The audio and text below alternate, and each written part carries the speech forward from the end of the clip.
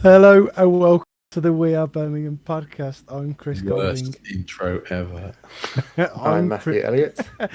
And as ever, we're joined by the vegan. Good evening, Dave. Evening, you're right. I broke the intro apparently. Yeah, depending on whether you're watching or listening, that may have been one of two experiences, both probably awful. We'll get it fixed for next week, hopefully. Plain sailing from there. Or we won't, and it will just be broken again. Like, everything tonight that could have gone wrong has gone wrong so far. But we're here. Yes, we're 38 minutes late, lads. Yes, thank you, Matthew Butler, in the comments. I mean, we spent the last 40 minutes trying to get Matthew's stream to work, to be connected. I've had some issues. Yeah. We don't know if that's going to hold out for the whole episode, but we are here. I'm not responsible for the intro of music or anything there, so that's on. Responsible for your t-shirt, mate. No? Wrong day. That's actually wrong day. Yeah, wrong day. But it's day. not for the people that are watching tomorrow. It's almost Thursday. Fucking may as well be by the time we're starting this. Will be by the time we're finished. Yeah. So how are we doing, fellas? We're okay. Quick. I think because we're in a bit of a hurry tonight to get finished, so that Dave can go to bed. We'll do a quick catch up. How are we doing? We okay? Yeah, I'm fine. Recovered from the Beckham wedding, so I'm feeling pretty sound. Oh, shocking news! Shocking. I just want to give a quick thank you, actually, to everyone who's sponsored my missus's and now my beard shave. My missus's beard shave. My missus's haircut, head shave. That thing that we spoke about last week for charity. And your beard wax. And my beard. Do you know what? If he. I'm not. It's his eyebrows. He's getting waxed. It's the beard. If it gets to $5,000, then I'll wax it. What, I think I'm safe there. No, my beard, but I think I'm safe there. But yeah, so the target was for the beard was £500, and it smashed that within 24 hours. It was over £500. So people want to see the beard gone. It will happen. At the Leeds game, it is going to be gone. So we're going to do it at the Leeds game. Shall I do it at the Leeds game? We'll see. No. So it's scheduled for February the 14th, which was going to be the Baggies game, but that's now been moved, and the Leeds game's been moved to the Sunday. So I'm going to have a bold face and a bold head at the Leeds game. So I'll see you there. I'm going to make the most of it while I still can. Right then. What do you want to talk about first? You're going to straighten it, full on kind of hair straighteners thing. We've got to see you with that. We need to see you kind of a straightened beard. Yeah, why not? If you cut it all off, I want to see you with a straight beard. This quick intro is going well, isn't it? It is. Right, let's move on. off the beard shave. Thank you again to everyone who's sponsored, and you've still got time. Swansea first. Yes. Decent point in the end. It was in the end, yeah. It was that first half was pretty naff, wasn't it? But I think we grew into the game, and I think we earned that point. Come the end of the game, I've almost forgotten about that game. To be perfectly honest, It's kind of feels like a very distant memory. But I was quite happy with it. I would have taken a point beforehand. Pretty sure. That is what did I predict 1-1? I can't remember.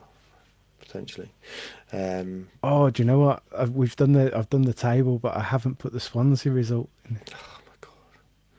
So have you caught up with all the other scores? Have you now? Have you actually got? No, I haven't. I don't know where we are. Okay, do that in the background. Right. Do that in the background while you're talking. Send it to me. I'll update it. So when we have this section, yeah, just don't pay attention to the podcast that you're doing at the moment. Just sit there checking the table. On to Swansea. Swansea, yeah. First half, like you say, was poor. Yeah. I mean, barely turned up. It was a tough watch, wasn't it? That first half. Yeah. And it didn't look like we were in it at all. Second half looked like they'd had a rocket up their arses. definitely grew into it. We didn't create loads and loads of chances, but I thought we were better. And do you know, I think from a mentality point of view and just effort and grit, which I think is important away from home. I think is becoming more and more important in these championship games this season. Anyway, I think it's quite a positive thing to see. So yes, may have been sloppy and not great football, but sometimes it is about just grinding results out, and obviously that creates positivity and a bit of momentum and confidence in the team as well. So yeah, it wasn't the most eventful of games, was it? To be perfectly honest, for us, 1 shot on target, 5 shots off target, 6 block shots. Yeah. I mean, bonus point for me for Patrick Roberts' finish, and some finish it was as well. Well, I thought he was going to miss it, to be perfectly honest. But he probably should have scored earlier in the game. But, the one that Kumas put on the edge of the box. Yes, yeah. And then, got pelters from fans for the rest of the game. Yeah, I thought he did all right. That was probably one of his better games. Yeah, I think despite the fact that there was probably 2 occasions when he probably played the wrong ball in, he was a constant menace for them. I think they struggled to contain him.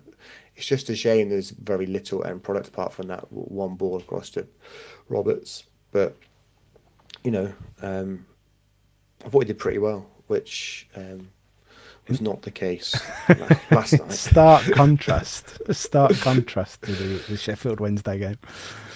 But because he just uses pace on Saturday night, and I think he was quite direct with it. I didn't mind that. No, but there was a lot of players that weren't great across both these games. The past Swansea and Sheffield Wednesday. I mean, Tommy Doyle was one that you said he potentially won't be playing in the Sheffield Wednesday game. You'd consider not playing him, so that we could get all the other loanees in. He was dreadful against Swansea, and he wasn't any better against Sheffield Wednesday. No. He seems to struggle more away from home. I don't know if it's just that he seems to. Going off on a tangent here, I don't know if it's lack of ability or what, but sometimes he was just taking that extra touch, and he's better when he's almost playing one-touch passes, and misplacing a lot of passes as well. Yeah, so many of the past couple of games, I've got really frustrated, and it's. I will say there was a couple of corners on Saturday where he sort of put right on the goalkeeper, which were excellent. He did that again yesterday, but he'd also put maybe 2 just directly straight out of play as well. Yeah. So it was. I mean that's going to happen if you're attempting those type of corners. You're not going to get all of them right, but I mean there's 4 of them. There's about 4 of them that he's nearly scored from. They seem to be doing that because Wagner did one last night as well, which was very similar, just right onto the goalkeeper. At some point, we're going to score from one of those, I think, based on what we're obviously trying it for a reason. I mean, that's happening. There's a few going on around different leagues as well, isn't there? I've seen. Yeah, I think I saw Newcastle do one fairly recently. Was it Newcastle? Caelan Boyd-Muntz, who used to play for us, scored one for Wickham. Oh, did he? Yeah. There you go. Yeah. Is it called an Olympio or something? Olympio corner or Olympic corner? Dave, can you look that up? I think that scoring direct from the corner, I think it's got like a name like that. I'm not 100%. We'll let him have a look. But yeah, I think we will eventually if we stick at them. I quite like Wagner's corner as well. Corners in general. But then one of the things was set pieces, wasn't it? That when he came in. So yes, yeah. Just on Saturday, was there anything that really stuck out for you? I think apart from, for me, I think Stansfield coming on probably changed the game on Saturday. We seemed to have a bit more intensity and tempo about it. But he does bring that. We've spoken about that before. But outside of that, I don't think there was any real highlights from that game for me. I don't know if there's anything that you can think of. No, I did feel a little bit sad for Kyogo going off again, but he had his moment, which we'll come on to. I can't Got an answer for like you. you. Got an answer for you, Chris. Go on then. Go on. What were you calling it? Olympio or Olympic? Oh, so close, Matthew. I have no idea. Olympico. Olympico. There you go. Fuck off! I'm having that. No, not on. No, we're going to get. We're going to make a new table. It's amalgamation of both. You can redeem yourself here. How many have been scored in the Premier League? 7. No. 1, 2, 3, 4, 5, 6, 7, 8, 4. 9, 10. No. Keep going. 24. No, it's stopped being interesting now. 21. Anyway, back to you Wow. guys. Okay. Bloody hell. There you go. It's something that Since when? It's the start Ever. of football. The start of football. Is that, since football began in 1992. Yeah. Okay. Anyway. do you know what? I'm like you, mate. I can't. Actually, I've just seen Dave. Premier League history. Okay, Dave. There's a comment there that's just come in from Zarking, and I think this is important on both games. Something that I did want to bring up as well. Is it about corners? Olympic No, corners? well, potentially because he does. He is involved at corners defensively. Beadle from Zarking. Beadle. You got it? You see it? I do. There we go. So, for anyone listening, Go on. I'll let you do it. God, Beadle has done well the last couple of games for sure. 100%. And I totally agree. I was someone who didn't give him pelters, but said probably I wouldn't be playing him. Was a bit critical of him. And a clean sheet last night. Can't remember the last. I can't remember the fucking Swansea game, so I'm not gonna try and think back. So Beadle, I was quite critical about, but he's on my notes to give praise to tonight because I know that after what game was it? After the Cov game, he went away and he's had some work away from the club, some extracurricular work, Extracurricular activities away from what you better be careful with that. Basically, he's done some work away from the club, and he's gone away and he's worked on it. And do you know what? He did the same at Sheffield Wednesday as well. But you can see the difference. Well, I think that makes a difference. Probably helps, yeah. That's a big difference. Seeing the floor, but not the ceiling of the goalkeeping department, etc. And obviously, he has made mistakes, but he has been getting better. But what I have noticed over probably the last, I'm going to say 5-6 games, maybe more than that, where I think people are still digging him out for stuff that maybe haven't been down to him. It's not been his fault. I saw somebody blame him for the fucking Swansea goal on, but Beadle again was one of the comments. Right? That wasn't the only one. I mean, he actually almost nearly saved that because he actually got a hand on it. If Kyogo hadn't have bottled a tackle further up the pitch, and then I think it was Wagner just wanted too much time on the ball, didn't he? And he lost. And then Newman obviously lost his man as well. So it's collective of errors there that led to that goal. Beadle almost did really, really well to save it, but I saw quite a few people pointing finger at him for that, and he had no chance. He had no chance with it. It's been a few. Like social media is just a bit like that in general, anyway. And some people have already made their mind up, and they're not willing to change it. Let me tell you where I am. I don't think that he's going to be the keeper that we want to go forward with. I mean, he might do. He might have been around and that they decide that they want to have a go and see whether they can get him. But for me, I'm not sure that he's ever going to improve on the ball enough to be the type of keeper that we want. That's improved as well, by the way. Actually, there was 2 or 3 last night where he played some really nice balls out, longer balls as well, and his short passing was fine last night, I thought. But I think they want better than fine. I think they want someone who's very comfortable. You do, Yeah, obviously, but it's to all. play this But way. finding someone that is that good on the ball, and then And finding a someone good that goalkeeper. is a very good goalkeeper, Yep. it becomes a very very expensive process, and Yep. probably someone be difficult to sign in the championship. Yep. But no, But I agree. I think he's looked much better the I last did, few games. like I say, he was on my notes because I did mention him earlier in the season that I wasn't his biggest fan, and I think that he deserves the praise now. I think if you're gonna do that, he's gone away and he's worked on himself, and we can see the benefits from it. As well, it's very self-aware, which I think is for someone so young is actually is a really good quality and important. So yeah, fair play to him. Yeah, Yeah, I think the talk of us signing him in permanently is fairly nonsense. yeah. It's mostly I nonsense, but Like I say, I'm just not sure that he's going to fit the type that we would want anyway. But with him having been around, you never know. That might yeah. change, mightn't it? So on to Sheffield Wednesday. Yeah. I think that first half of football was easily the worst half of football I've spent time watching. If that had been anybody else, I think I probably would have turned the TV off and gone to bed, because that was both teams. I mean, Sheffield Wednesday seemed to have a bit more energy about them. They pressed quite a lot, and I think it unsettled us. But in terms of quality, the passing from both teams, just end product, just it was so bad. The set pieces as well for both teams was just like absolutely horrific.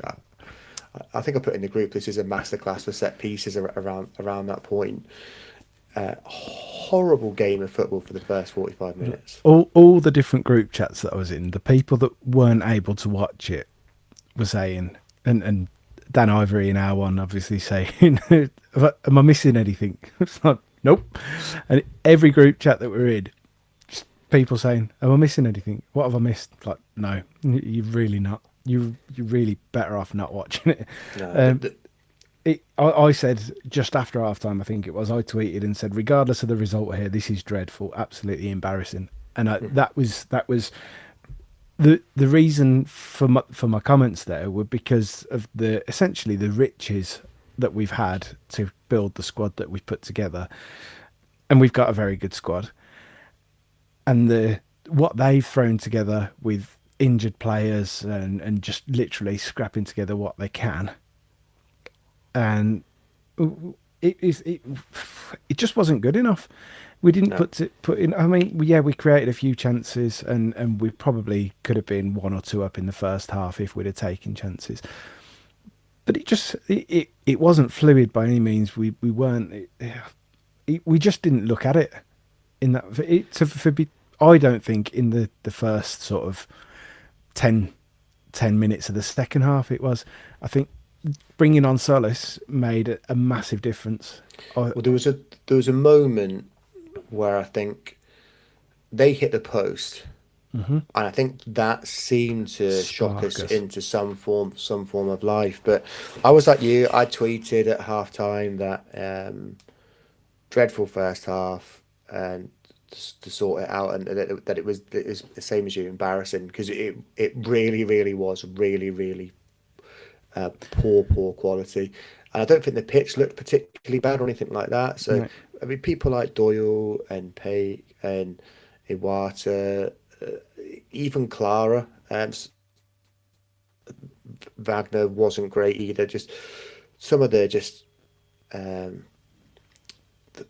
just some of the passing was awful. And then you've got Kumas, who potentially that might have been his worst game for us. What a way to sign off. Yeah, I was gonna say, when you've got comments, don't let him anywhere near a blue shirt ever again. I mean, I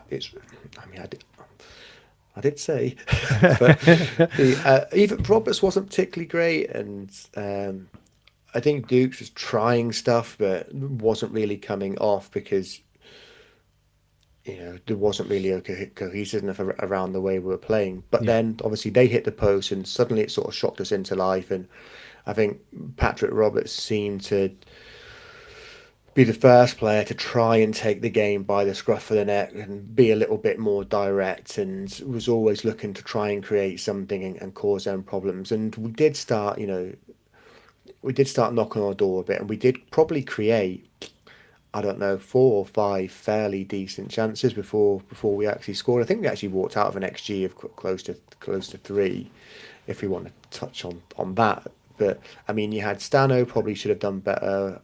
I think was that the first half. Stano, Yes. Kumash should have done better. If Kyogo obviously had 2 Stano had chances. 2 in the first half. Yeah. I missed the first one, and so did he. So did he. Kyogo missed 2. Kumas missed 1.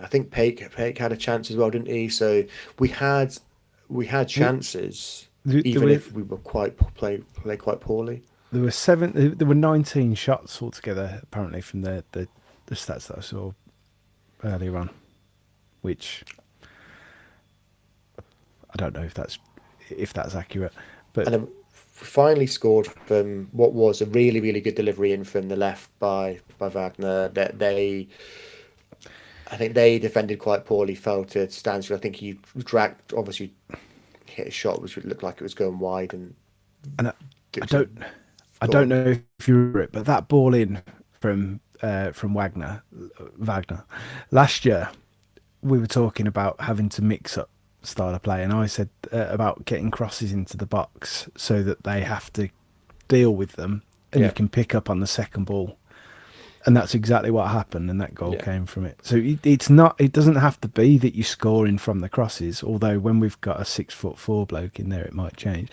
We'll talk about that in a bit. But and it's nice to try and cross him from a little bit deeper as well, rather than trying to get to a byline and then bring it in and then sort of cut it back. So you're mixing it up, as you say. I've just noticed in the comments Dave said Neumann from 5 yards out as well, which I'd shit, yeah. I mean, basically cleared it. If he'd left that, it would have gone in. That was a great free kick as well. That was Wagner, wasn't it? That was I think left so. foot, yeah. If he'd left it, it would have gone in, because the goalkeeper wouldn't be able to move until somebody touched it anyway. Yeah. But it would have ended up bouncing almost directly in front of him, probably going straight in. So yeah, how the fuck did he wasn't very good last night either, I didn't think. But I thought it was all right. We've had quite a few comments on last night. Do you want to run through them so you let's have a handful of them, if we can. Yeah, okay. So the first one, obviously, Dave YT's picked up on the kind of hitting the post was probably the best thing which happened, which you touched on, Matthew. And then Chris, people will have seen you versus Delves. I don't think it's me versus Delves. I think it's. I think we were basically. We ended up saying the same thing. I was just saying, like, anyone who's. If we come away with a 2-0 win, and anyone who's going ridiculously over the top, like manager out, this, that, the other, it's not good enough. Like, that's over the top. But I think it's completely fair to say we weren't very good, and that we need to be better. And if we're going to be up against other teams that have more quality than Sheffield Wednesday, and we play like that, Delve said if we play shit for 70 minutes and then we score 2, I'm happy with it. Football doesn't work like that. If you play shit for 70 minutes against 90% of the teams in this division, you're going to be behind. You're going to be losing games. Well, this ties into one of the next comments we had as well. Any other team in this league would have beaten us last night if we played like that. John Merrill, is that? Yeah. I agree, because obviously there's going to be games where they don't manage to put the ball in the net, so you are at 0-0, and then there's a chance. But generally, teams are going to take chances. If you're not very good, you're going to lose games, and we need to be better than that. But at 0-0, we were still in the game, and we ended up winning it. We had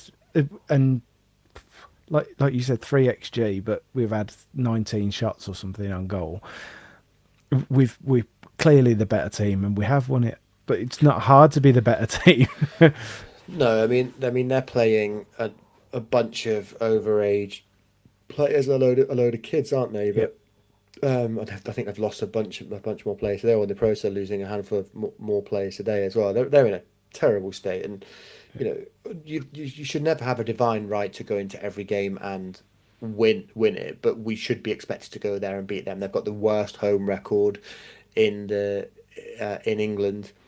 Irrespective of what our away form looks like, we should be going there and winning one way or another. And again, yes, it wasn't great, and I agree with you. It was pretty awful. We still have to improve, but we ground out that win. There was a bit of grit there. We kept going till the end as well, and we didn't just rest on that 1-0. We went for more, and we'll talk about Kyogo finally scored probably his hardest chance. Definitely his hardest chance on it. I lost our trail of thought then, because I just remembered just sitting there when he'd got that ball and he'd gone past the goalkeeper, and I was just like, oh fuck! And my youngest was still in the living room at the time. She wasn't asleep, and my other half was in there as well, because I just Daddy, what does fuck mean? But then I started cheering, because you've just said, oh fuck. She does copy me, unfortunately. But I started cheering, and then she started cheering as well. So it's like, yeah, and she's like, yeah.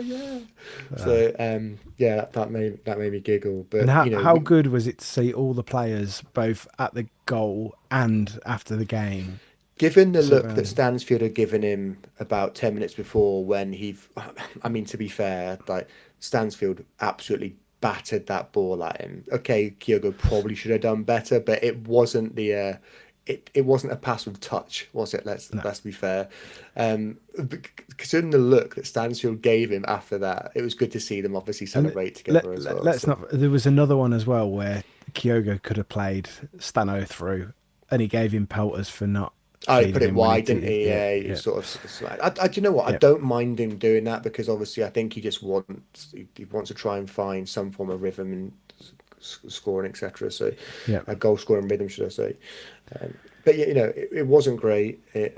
But we got the 3 points. We scored 2 goals, clean sheet, irrespective of their opposition. And that's 4 games if you include the cup now, unbeaten. So start of a run. It's something to build on, isn't it? And we're back at home on Saturday. Back home? Yeah, make sure. It's back home on Saturday, where we Dave thought we were away. Generally play better. So and we've got these new players in the squad who have a few days of training. So we've got a little bit more to come off the bench now as well. I think that while we're on that then, but still on the Sheffield Wednesday game, I think that this is something to talk about as well, a topic. So we went into the game. We went in. Big Jhon Solís. Oh yeah. We went into that on the outro, Chris. we went into the game with 6 loanees, and we could play 5. So Osman missed out. Yeah. Someone's told me, and I don't know how factual it is, but part of the reason for extending Koumas's, or part of the deal for extending Koumas's loan, was that he plays for the couple of games that he's still here. Which, I could understand that they've said play him. We had no choice, really. Well, we did last night. We did last night, but then Osman had 2 training sessions with us maximum. Probably not even that. Maybe just a walkthrough or something. So, but it was for me. I especially in the first half, I was just thinking, I wish that we'd have just made space for Osman in that squad somehow. And I mean, ultimately, if you look back at it, if you were going to make space for him, it would probably be Doyle. If you had hindsight, you'd probably look at it and go Doyle or Koumas. I think the lack of central midfielders. Well, obviously we've got Solis, but he's only been here for a few days. I think for me it's a no. So I thought Solis would miss out, because I thought they might just use Osman as an impact sub, and actually what turned out to be Solis turned out to be actually quite a good impact sub, didn't he? Let's talk about him for a few minutes, because I'll be honest, when he first came on, I was just like, he's putting himself about a bit, but he looks a bit clumsy. And then he sort of just he grew into it quite quickly. Settled really quickly. Yeah, there was 2 or 3 touches. I was just like, "Oh my god, is this Ndoye all over again?" And then actually after like probably not even 5 minutes, I was like, "Right, he's settled down now. He wants the ball. Yeah. He was looking for the ball. Yeah, He really was, like that. yeah, and he wasn't scared to have a shot. I mean, I'm not sure I want to see him have a shot again. Yeah. Not that far out anyway. But he was looking to recycle possession. He was looking to get on the ball. He was, do you know what? And it was noticeable that he was 6'2". Yeah, And the physique and the presence that he's got. it was noticeable. But we've missed someone exactly like that. Yeah, And we've not had them in the squad. We've not had them in the team. not for a very long time. No. But do you know what? Do you know what? So you say about his shooting, and I agree. Don't let him shoot. But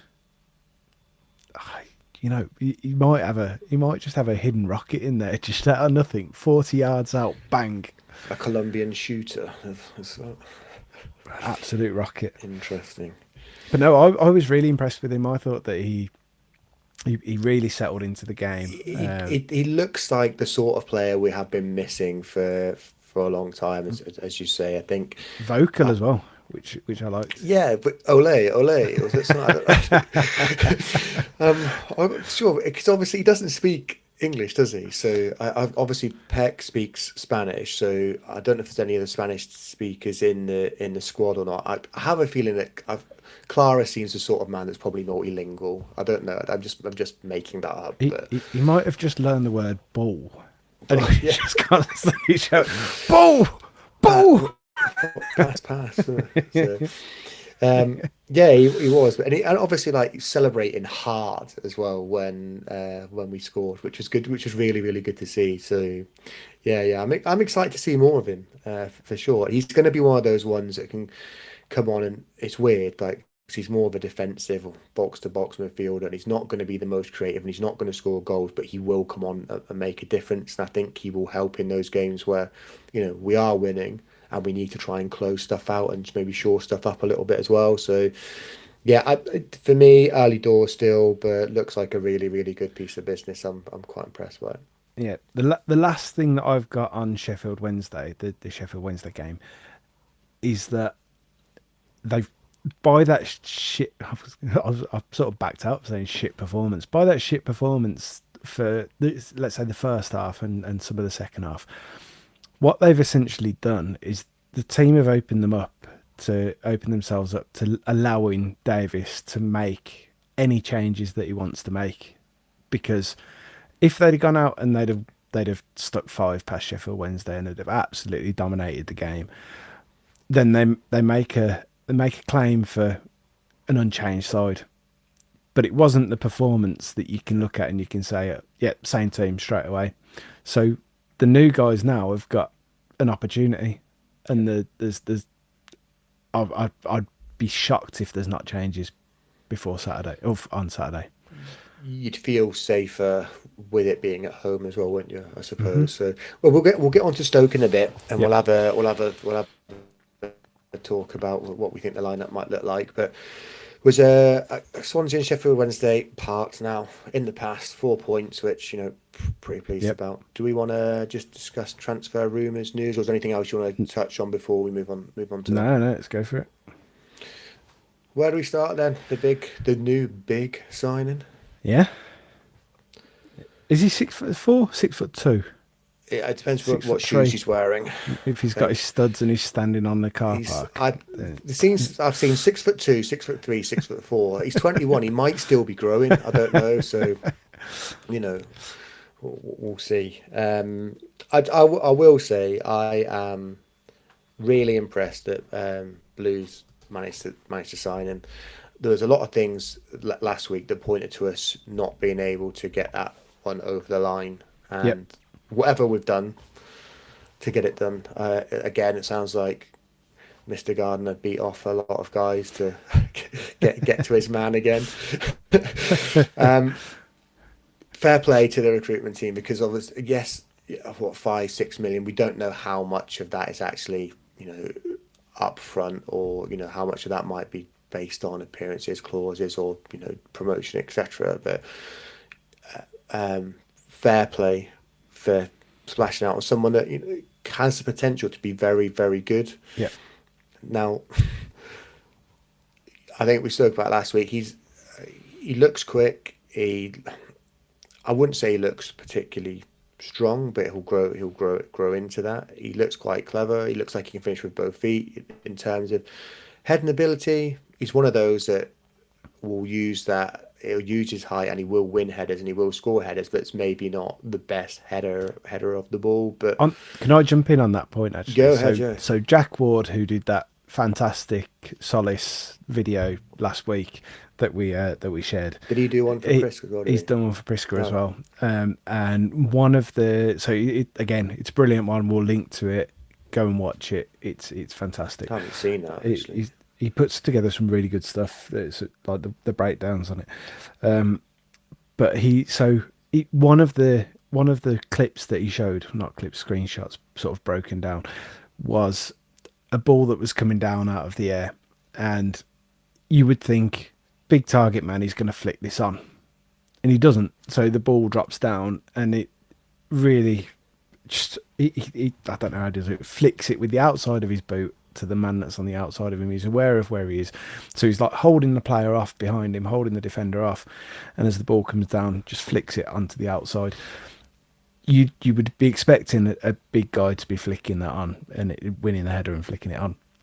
Much more control than there was with the header. So we're obviously going to have to get used to that. People moan about Dutch not being good enough in the air and not being physical enough, and you're going to have to get used to Priska, I think.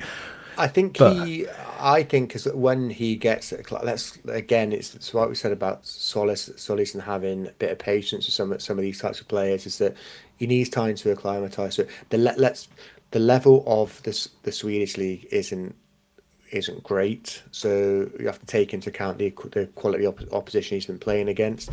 He is going to take time to adapt. Just hope he gets off to a good start, but he's got half a season really to settle in properly and start acclimatising to the physicality of the league. But I think we've invested a lot there in potential. We don't know what that's going to look like in a few years' time, but he could end up being really, really good. And it's nice to see us go and do it, making a move for someone of this sort of stature. Yeah, literally. The amount of potential that he's got. I think obviously it sounds like a lot of clubs were interested in him, and yeah, I'm glad that we went out for him and took the plunge on him as such. So yeah, really pleased with the business. I can't wait to see him play. Whether or not he'll start many games before the end of the season, I don't know, but certainly I can see him making a few cameos off the bench as he sort of starts to bed in with the in the team. Yeah, agreed. Should we move on? Well, Osman has obviously been before we do move on, like I say, go and watch that Jack Ward podcast because it is very good highlighting it. Osman. So we knew about Osman last week, but we were told we weren't allowed to say anything. Yeah. And then after a while, I think it started to leak out a little bit anyway, after probably about 3 or 4 days. Or people had started to bring him up in conversation as a possible player. So yeah, pleased with that one, because he can actually play obviously both wings. He played a little bit as almost as a forward, or 9.5 a 10 as well, when he's been on loan previously. So keen to see how he gets on. Didn't look like it worked out for him. No, there were some fans over in France that weren't too didn't give him too many glowing references. No, but I think if you take it from if you do it as is he worse than Kumas sort of benchmark? No. So it's harsh. I don't know. I don't mean to be mean, but what he does bring is a bit of directness and a bit of pace. And whether or he may end up being a frustrating player, he may have a lack of end product, but we would expect him to cause defensive problems. And let's be honest, Brighton, Brighton spent £16 million on him or something. you'd expect him to have something about him. But then again, they also spent 9 million on it, Aaron cash in. So That's what I was going to say. shot myself in the foot with that one, maybe. So maybe I can play like Aaron cash in now. I quite, from what I've watched of him, he looks like he's got quite a good profile. It's maybe just he's still quite young as well, so maybe just needs to needs to find a way to get some regular football and unlock him. He'll get that with Gray probably out front, or at least another probably 4 weeks. So he will get opportunities, you would think. And I think the fact that he can play in a few different positions means that, you know, even if he's coming off the bench, he's got a good chance of getting game time even if he's coming off the bench. Sorry. Do you want to hear what Ben from Blues Breakdown said about Osman? He's literally just sent me through. I always want to hear what Ben says about players. Yeah. Right, so he said, wide forward that can play on either side. Seen bits to suggest he's probably slightly more comfortable off the left than the right. Has some attributes the squad currently lacks.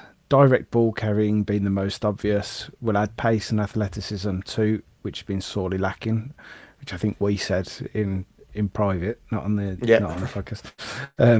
Question marks over his output when you look at raw numbers. 3 goals and 5 assists combined with his 36 games across his loans with Feyenoord and Auxerre. However, found starts hard to come by, just 13 in those 36 games, and as such played a little less than 1,500 minutes. When you look at per 90 minutes for goals and assists, he was averaging 1 every 2 games. Yeah. I think this points towards a bit of an impact bench option, someone to bring on last 20-25 minutes against tired legs and cause some chaos. Also not a bad option away from home, someone who can carry the ball forward at a fair distance or to help break more quickly. Thank you for that, Ben. I mean, I'm not going to lie. I think that for us, you've got every opportunity of being a starter. At this point in time, absolutely. Yeah.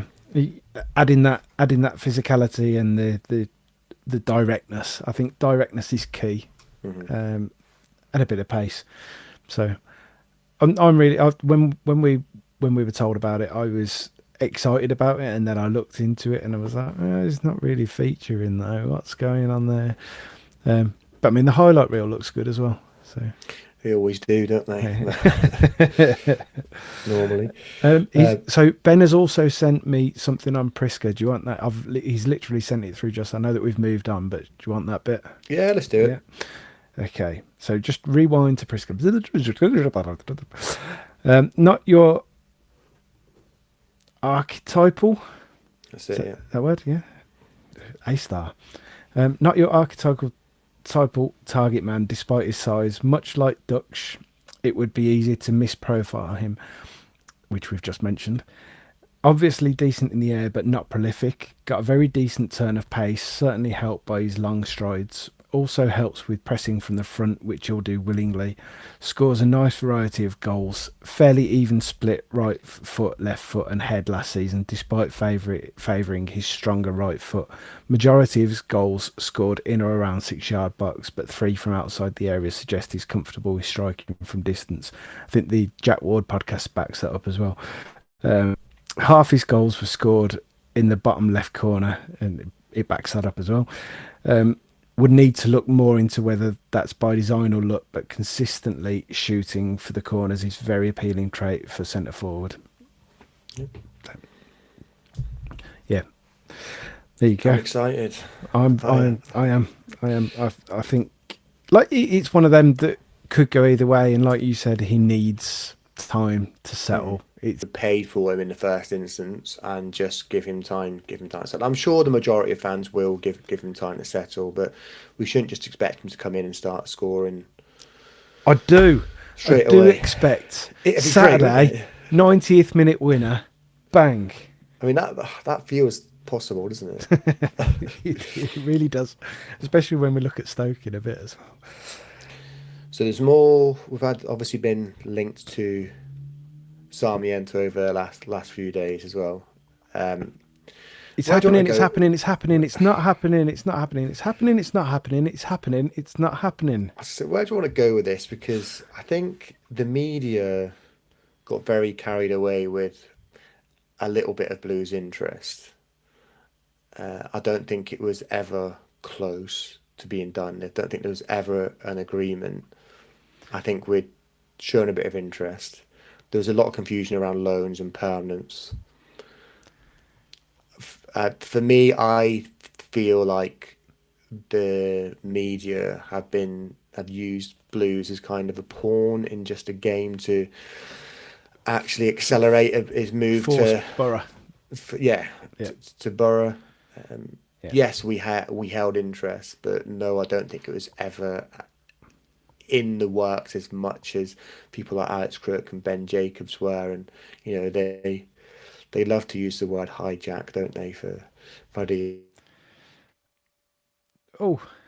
deals and you dropped out. You dropped out on mine then. I don't know. Some of the media.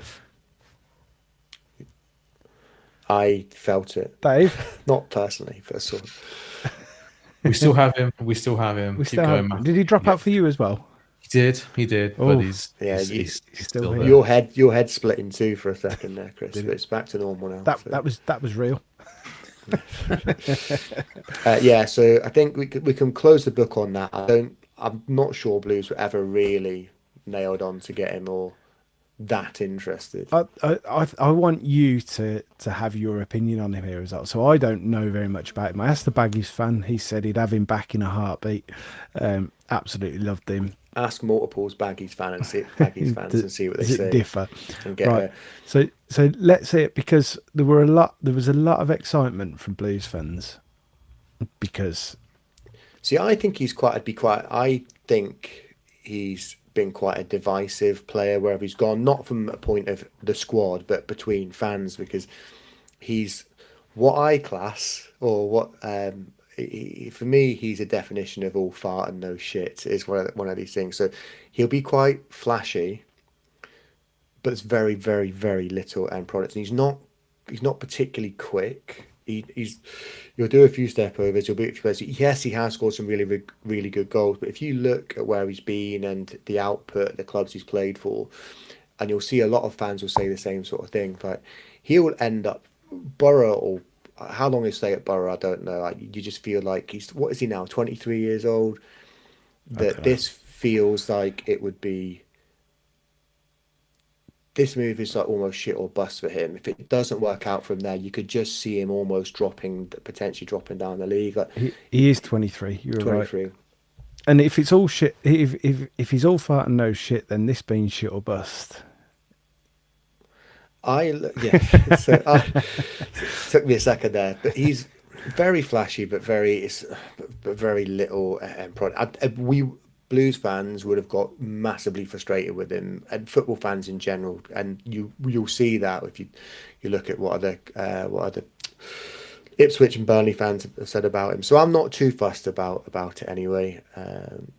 Certainly not a 3.5 million or whatever it's been.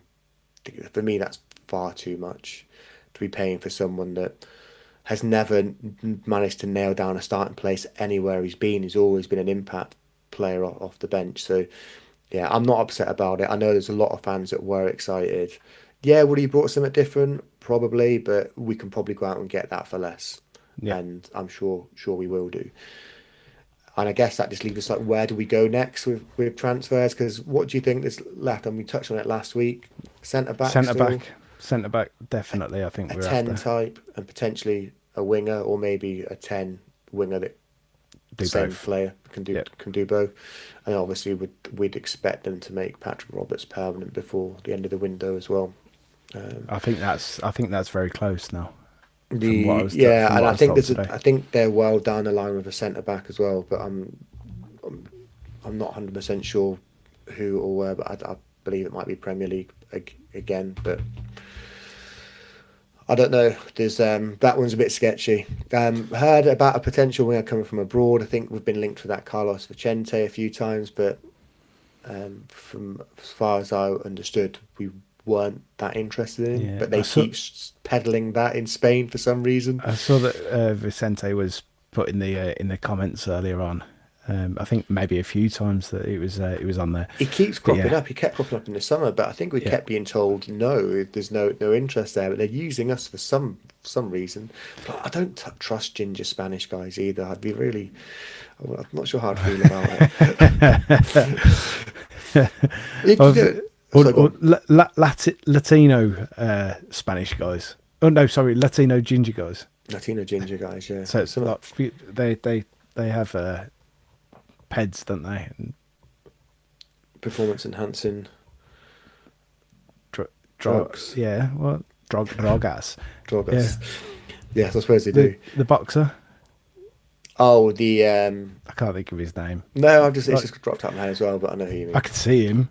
Yeah, I know who you mean. How can we forget that?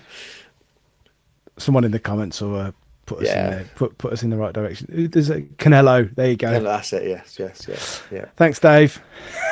Yeah, So- the ginger one. So, whilst we're talking about, you just mentioned defender. Yes. Dave's put a comment into the into the chat. Is it Pinnock from Brentford? See, what I said this morning, if I was going to go for anybody, that's who I would go for if we could get him on a loan or a permanent. He's 31, 32 now, potentially. I'm not 31, I think. Sure. Left footer, obviously, he's used to playing a good brand of football, puts himself about. He's a good player, even for his age. He hasn't played much for Brentford this season. No. See, the thing for me is, A bit of experience as well. yeah, for After all when these young Johnny foreigners coming in, for, taking our jobs. all right, Nigel, and obviously You all for, laughed at me. and for when Robinson gets himself suspended for the third Yeah. time. Yeah, you can bring him. Tommy Robinson or Jack No, Robinson. Maybe it's something in the name, isn't there? I suppose.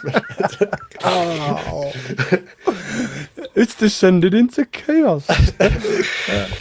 No, I understand your. I know. I think that they would want it to be perfect. Like a younger centre back makes much more sense. We'd all like to have a younger centre back, wouldn't we? I think we'd like someone that can grow with the club. And who's to say that still won't happen? But with Pinnock, not 31, 32. not within. He's in the prime of his life. But you don't know. Jack Robinson could not be here next year. It wouldn't surprise me if he wasn't here next season. Phil Neumann might not be here next season.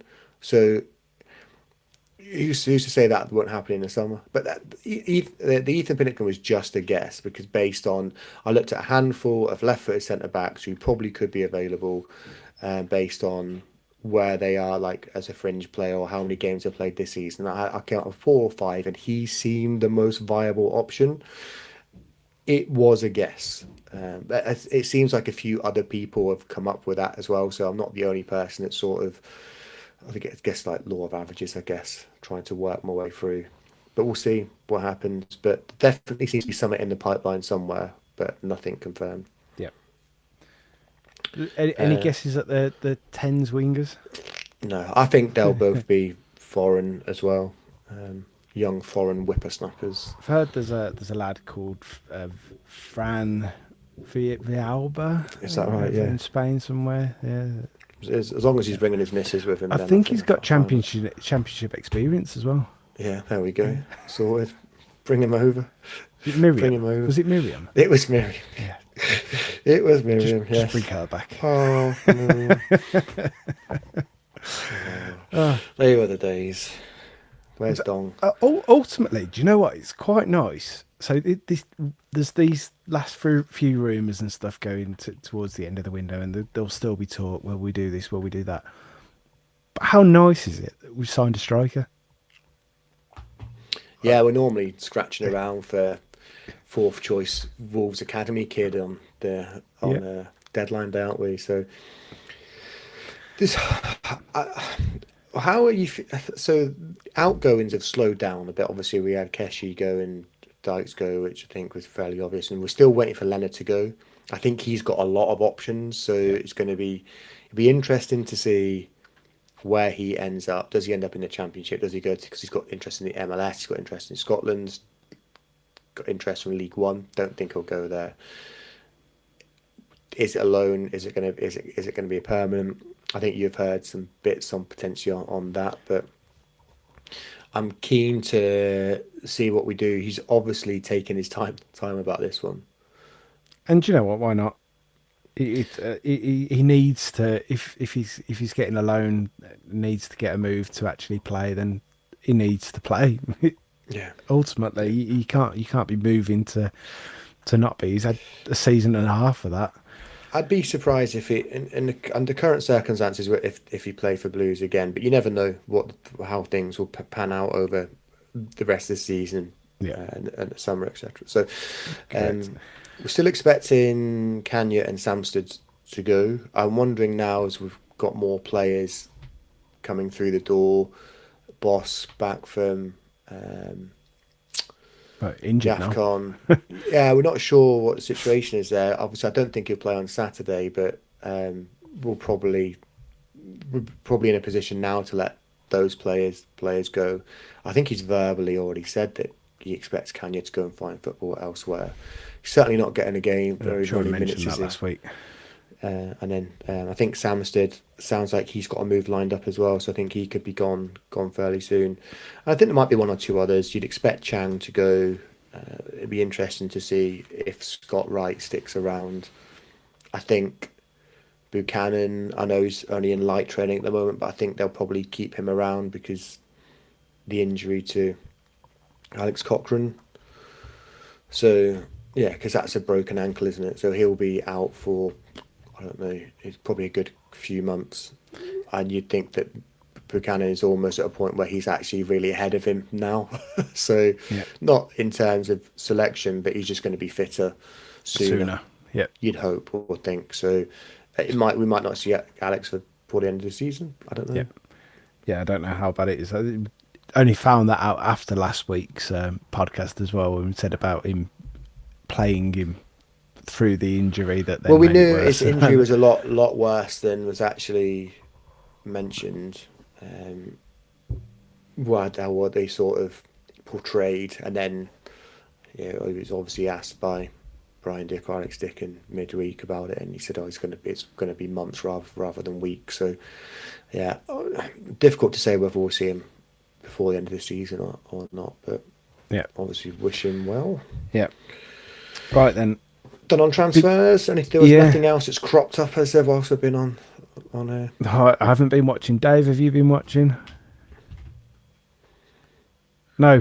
Transfers. Nice to see you paying attention. Is there anything in chat on transfers actually before we go on to? I mean, I'll be honest. Chat has been circling around who our famous ginger players are. So if you not Spanish and ginger. So if both of you would like to reveal your favourite Blues ginger player. Does Chris Burke act class as ginger? I think Strawberry blonde. Yeah, so he was 100%. Rooney. Adam, yeah. Brian Woods. He could have been. What could have been? Anyway, moving on. There was one comment actually that was, I think, was it Chooser? Some gingers are lush though.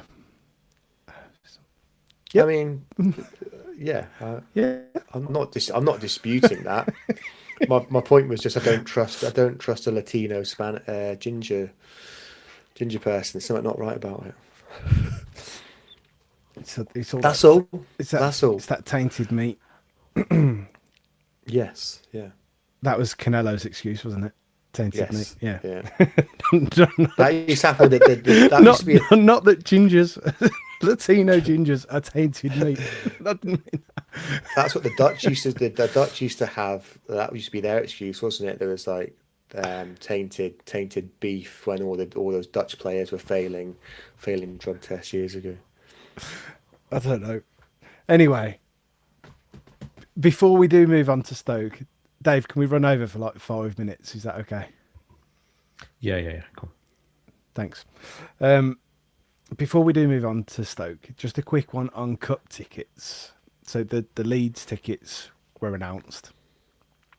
38 quid? 35 quid? Collective meltdown. 35 plus booking fee and stuff, was it?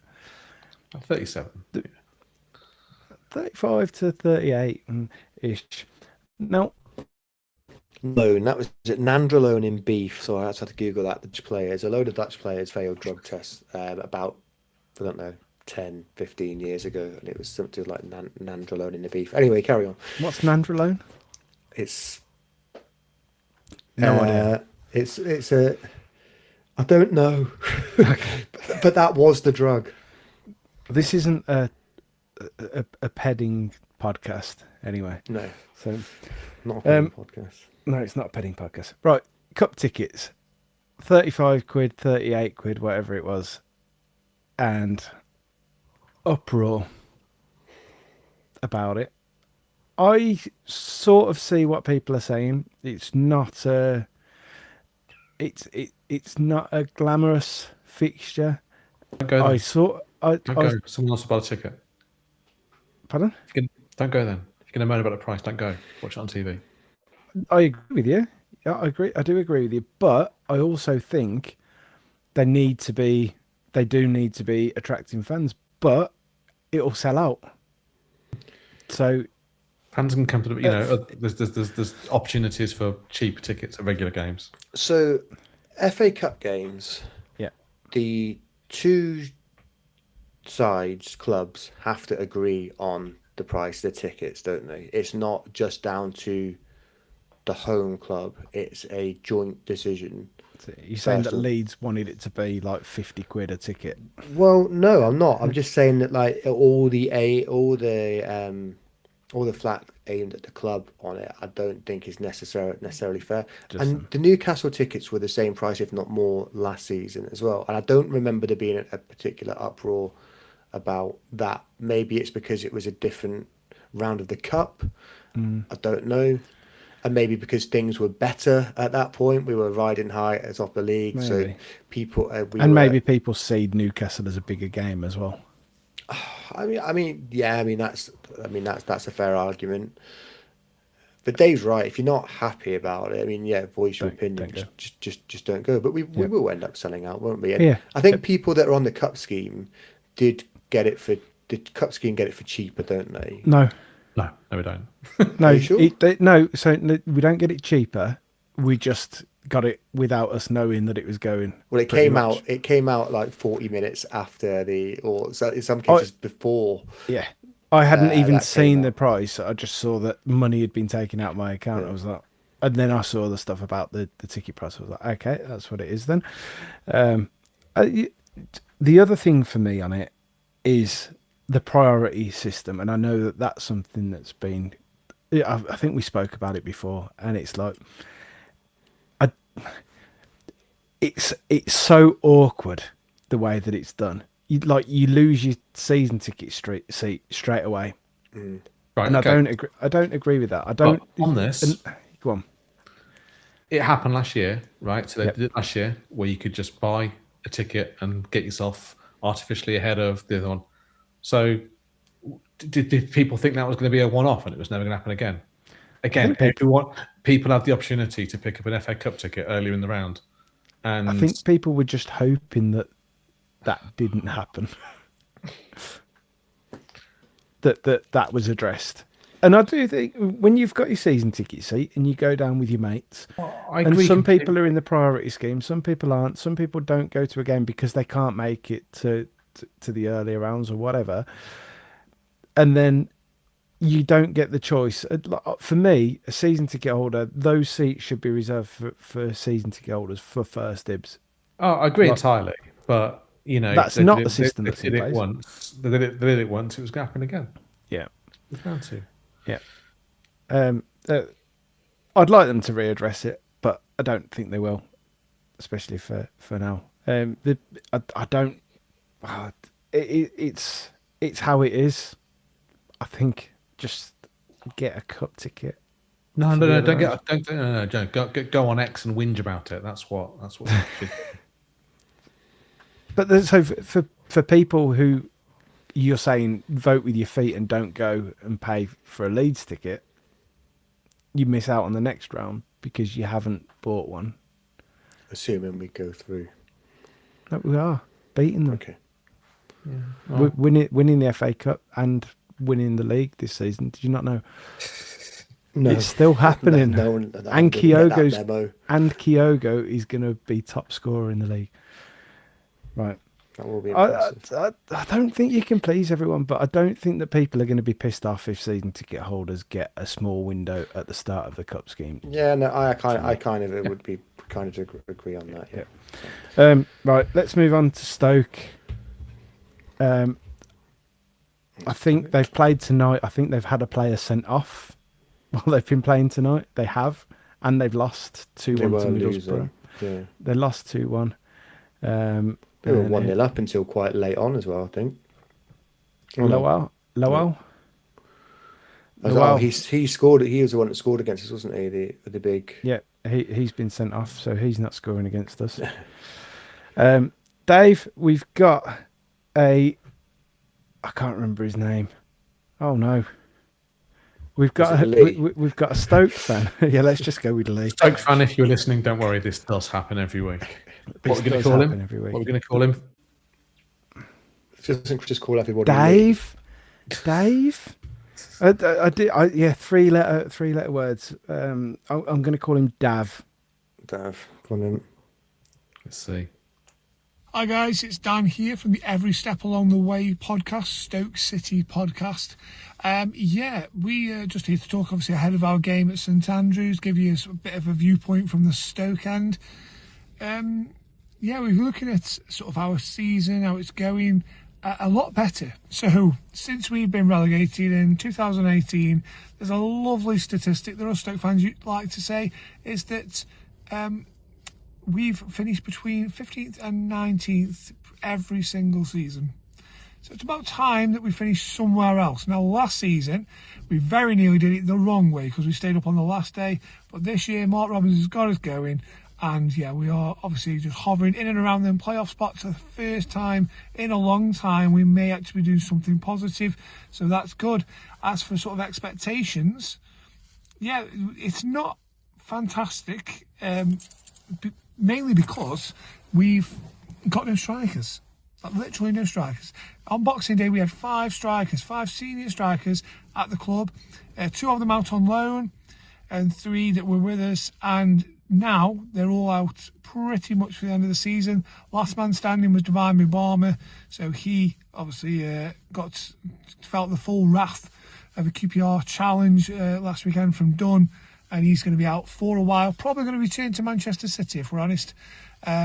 So we currently have nobody as I'm recording this. However, we are being linked with a Dutch striker coming in from Go Ahead Eagles. So we'll wait and see whether that deal gets pushed over the line in time for the weekend, or if indeed it's just paper talk and we continue with no strikers. If you look at who's going to fill the void, Cisse did in the game that we played, obviously after Mubama went off.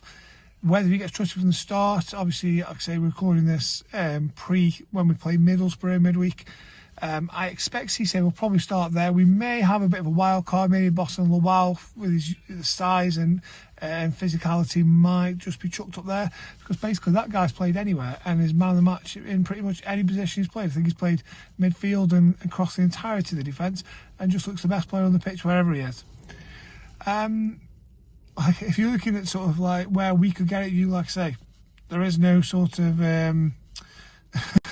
no firepower, so to speak, at the minute. We do have, though, thankfully, very creative, very quick sort of 3 who play behind the striker, and we sort of rotate the wingers. There's obviously 2 spots for 3 players.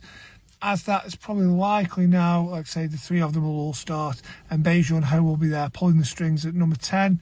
So yeah, Sorba Thomas whipping crosses, a million man off, running at people, and Cisse just using his pace. So yeah, we do still have threats, but I would expect us probably to be more. We'll sort of hold back. We have got a real solid defence, best defence in the league statistically, and it's 4 clean sheets in a row. Up to this, not jinxing myself, just a few hours ahead of kick-off against Middlesbrough for a bad defensive showing. But yes, there we are. So like I say, we're good, solid defensively, and then like I say, we rely on those front 4 with a lot of creativity, a lot of pace. So hopefully that's what we'll be looking to do. You guys, I think you've got a pretty solid side throughout, the experienced side by the looks of it as well. But but also I think you've got lots of options up front, which obviously I mentioned earlier on, we do not. So, that could be something that you've got on us. And I know even Kyogo scored in midweek, didn't he? Broke his sort of Birmingham duck in the Championship, which is very typical, that he's done that just a few days ahead of playing us. So, I suppose you guys were hoping that he goes on a bit of a run now, because I know he's had a few chances, hasn't he? But the ball just hasn't fell for him. So, I think up front, obviously, you've got Stansfield as well. You've brought players in the summer and also sort of in January, in attacking areas. So, I think you are well equipped to score plenty of goals in this league. Prediction-wise, I think it's going to be a tough one, purely because, like I say, we've got 13 fit players as it currently stands. The end of a 3-game week against a physical QPR team, and what's now no doubt going to be a very good and very disciplined Middlesbrough team as well. By the time we get to St Andrews against a team who are very good at home, we may be struggling to put much of a side out, if I'm honest. But if we get a couple in, it might just help us. If not, I do think we may struggle. Wouldn't surprise me to see Birmingham win the game at all, but I do, I can't bring myself to say, so I'm going to have to go with a 1-1 draw. Right, as we say on our podcast, best of luck for the rest of the season as soon as that final whistle goes. Thanks for having me. I mean, I was really close. Yeah. Dav. What the fuck did I... You got the first two letters. You got the first two letters. Right? It's you and 3-letter names. It is actually a problem for you. And I think you should see somebody about it. I think it's serious, Chris. Honestly, I think you need to go and see someone about it. Oh, you might be right. Anyway, thank you, Dav, from the Every Step Along the Way podcast. Cheers for that. So, along with the Lowell, the red card that they've got picked up tonight, so he'll be suspended. As he mentioned in that, they've also got no keeper at the moment. Bazunu is injured. They haven't mentioned why or what he's injured with. Have they?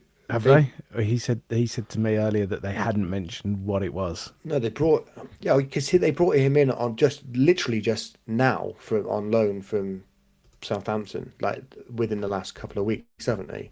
And he's played one game and he's got injured.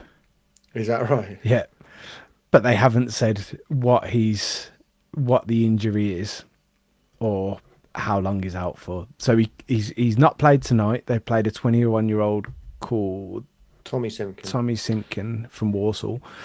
They've played him tonight. They've got, I don't know who they've got on the bench even. So he was on loan at Leyton Orient. They recalled him to play. So no striker, but they want Milan Schmidt from Go Ahead Eagles. We've got a contact there that we can put them in touch with if they want to know anything. So Dav, if you want to know anything about him, just give us a shout. I think that we've got. I know that they've got some good attacking players. They have got some very good players, but if they haven't got a forward, which looks like they haven't, and if they've got a young keeper in, I feel pretty good about it. I'm not going to lie. At home, we are better. We are better, and we've got new players, and we've got a strong squad at the moment. It's not really that strong based on injuries. No, do you know what? When you look at and we've got players that are coming back each week. Like, yes, we're missing a few, but we're not missing as many as they are. Yeah, those three behind the striker you mentioned, didn't you? They are quite dangerous, so we'll have to watch out there. But I didn't realise that Bazunu had gone down with some form of unknown injury, and as you say, sending off suspensions, no striker. So yeah, I feel a bit more. I wasn't sure what to think before, but now I feel he's given me a full sense of confidence. Oh, are you going to be jumping on the 4-0 boat here? I will never do that. So let's hang on. Before we do get into predictions, yeah, what would you go lineup wise? Well, that But I was about to say that. and Oh then you yeah, interrupted. I thought you were going to go predictions. I was going to ask what we would like because we mentioned it earlier. So I think Solis has to come in for me. Like at home, yeah. I don't think I would. I think I'd still bring him in off the bench. I definitely would, and the reason is so. I think there are games where if it was Sheffield Wednesday at home, then I probably wouldn't. But as they're a decent side, and Robin's sides always seem to play decent stuff, I would. I think that I'd get him in there. Just like even if they're up against it with the players that they're missing, make it harder for them. So I'd go with the same back four. I'd stick with the same two midfield, just because I think we've seen how good Doyle and Peck are at home together when we are trying to take the games to opposition. And then the only change I'd make is I'd bring Kyogo in, and I'd play Stansfield off the left and Kyogo up top with Dukes just behind. And that would be, and because now we've got Priska to come off the bench, and we've got Osman to come off the bench. We've got Solis there as well. Plus, I guess we've still got Willemsen for now as well. I see. Part of me thinks with Solis, Jhon Solís, by the way, Jhon Solís. Yeah. Remember, yeah, John. John. Yeah. on it, like this. It's quick. Like next, actually, quickly. Hang on. Here you go. I'll cue it up for you. So not only last night when they spelt John incorrectly. Well, they spelt John right. Well, yeah, they spelled it the English way, not Jhon. So they got the second post they got correct. Then obviously when they announced him, they spelled Colombia wrong, and then they were still spelling Colombia wrong on other social media channels as well. It's not that difficult, really. I mean, at least they didn't say we signed him from Italy.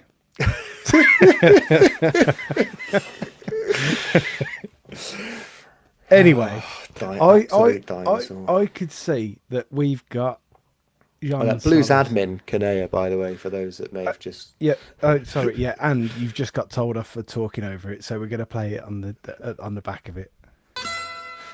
Send him to Cornella. There we go. So I think with Jhon Solís that we ping. Was that Dave? I can't see what that is. Carry on. Alice has just left him because we're taking too long on the podcast. Through the ringing. It was the wedding ring, which was dropped on a keyboard. Sorry. It's all right. Carry on. Off. Okay. Jhon Solís. He can patch up his marriage later. It's fine. Jhon Solís. So I think that now that we've brought him in and we've got him in the squad, I think that we're thinking of the future without Tommy Doyle. I'm not sure that we're. Let's not get ahead of ourselves. The guy's been in the country for a week. No. But I think Blues in general are looking at him being a replacement. I said this the other day. I think that we've maybe resigned ourselves to the fact that we're maybe not going to be making that agreement permanent, and that with Wolves set to come down, that they're probably going to either want to use him next season or want a decent fee for him. I can understand that. I disagree that we're just going to start throwing Jhon Solís in now when he doesn't really speak the language.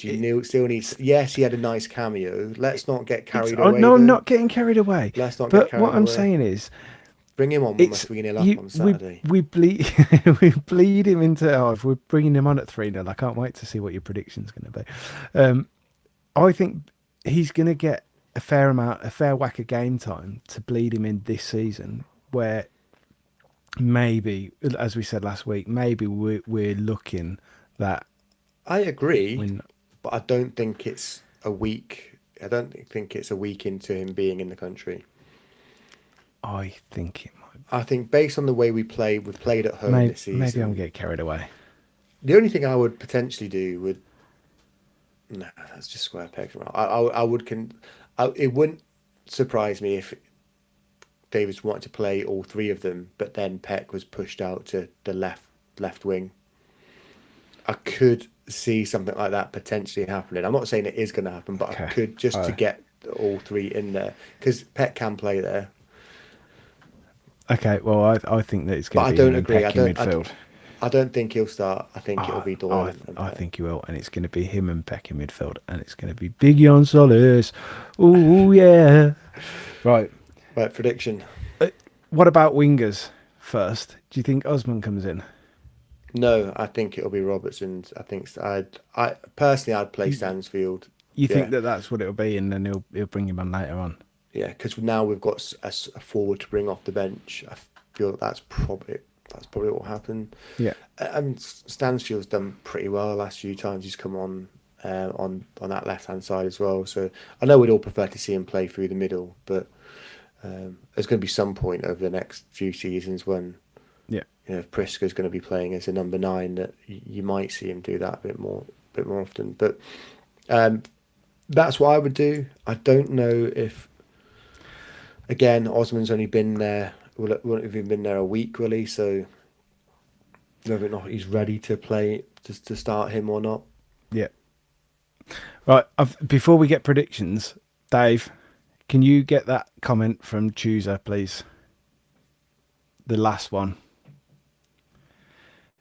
Because Chewy will like this one. Is this sarcasm? Hang on. No. Hang on. Let me bring it in. That one? I like the fact that Dave's paying attention here. This one? The one before that. Okay, so not the last one, you mean? Seething. So I am paying attention, bringing in the one you asked for. But yeah, I think you mean this one. You gonna read it? Are you gonna read it? Oh, am I going to read it? Yeah. Did main man just called Peck? I don't know who main man is, but I call Peck because it's Peck. Peck, yeah. It's actually pronounced with a D. It's actually supposed to be pronounced like a B. Peck. Yeah. But yeah, Peck is where it should be. They did a pronunciation thing on when he signed, didn't they? Or maybe it was a South Korean guy that did it. But they said Peck. Yeah. Yeah. Right. Predictions. I'm going. You can't go 2 because you've just said that we're bringing Jhon Solís on at 3-0. So yeah. Right. So you can't. That wasn't a prediction though. It was just it was a throwaway comment. Well, don't throw comments away. You've got to predict at least 3-0. It's a new rule. Have we got the table by the way, Dave? I don't. No, it's wrong because all those ones I got. Yeah, we're not bringing a wrong table in. You can go back and collate that all in, and you'll see I'm about 15 points ahead of you. Although I am top, so let's just very quickly look at the table, which I am top of. That's the old table, Dave. That's the old 5 table. games in a row that I pretty much had got spot on. So I said I haven't fully updated the table. Yeah. Dave hasn't got the latest table that I've sent him on the. I'm not sure whether I chaos to keep a clean sheet, so I'm going to go 3-1. 3-1. Yeah. So you have gone with the 3. And then we're going to bring peer pressure. We're going to bring Jhon Solís on at 3-0, and then they're going to score a goal because they've got no one to score for them. So Big John comes on, helps them out. Bosh, sorted. Okay, 3-1, and scorer. I'm going to go for Stano because I think he needs a goal. It feels a long time since he scored. I can see him getting a penalty, because that's all he scores. So. Dave, 2-0. You obviously you got your Kyogo finally. I'm going Kyogo again. 2-2. Didn't I? What did I say last night, Chris? You didn't add that to the table, did you? No, I did. Did you? I did. Okay. 2-0 and Dukes. I said last night, didn't I? So I added last night's ones that Dave hasn't updated. I got the exact score. So add 2 points on, I think. onto whatever this is when Dave puts it on. Right, okay, I'm hang on, going let's- to go. I'm going to go. 1-0. 1-0. 2-0. Right, let's get this table. Yeah? Go on. Oh, shit, I'm second now. Yeah. So this is still Yeah, wrong, though, to be fair. I'm really about 10 points clear from you guys. Yeah, but I'm not going back through months where we didn't do a podcast. You're absolutely going back to do it. So Am I? Fuck. yes, you are. So I'm going to go 3-0 Blues. I said 1-0 Blues on a Stoke podcast earlier, but I'm going to go 3-0 Blues. Oh, no, I'm not. No, I'm not. I'm going to go 1-0 Blues. And I'm going to go Priska. That 90th The minute 90th winner. minute, Yeah. Yeah, I should have pulled you up on that actually, shouldn't I? After you saying it earlier, and then you put it. I never wouldn't have done it because I wouldn't have bowed to your peer pressure. Just bow to your own peer pressure. Yeah. That's all I'm it the only takes. one that's allowed to peer pressure people into things. Right, so 3-1, 1-0, 2-0. Yeah. Yeah. All right. We're done. We're done. We're done. I think we're done. Before we do finish, I've just seen a comment that's not that Peck must have a hemorrhoid.